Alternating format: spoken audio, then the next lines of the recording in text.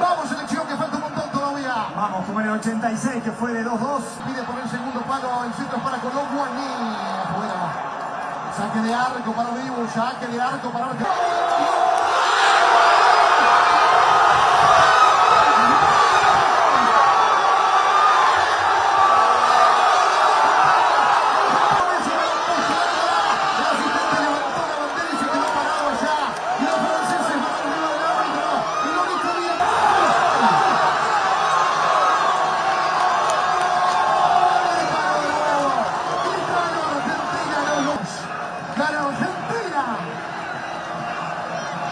¡Qué jugada más allá del gol de Leo!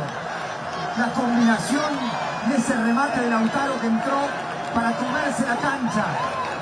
Faltan 10. Vamos Argentina. Vamos. Selección. Vamos selección. Hay tiro de esquina para Argentina por arriba. Vamos en esta. Una de las últimas. Va el córner de Leo. Se quedó el arquero. El centro se acaba justito fuera.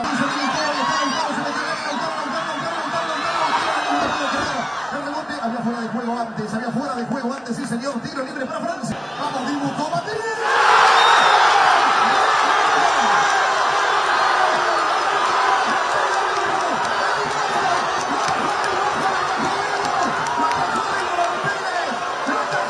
Dale, Cachete, dale. Le va a pegar Montiel, penal para la selección. Vamos todos con vos. Montiel, gol.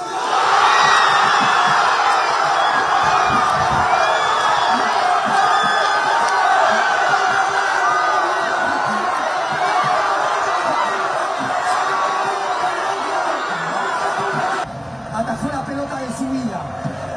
Obviamente con los penales Dibu es prócer, pero esa pelota...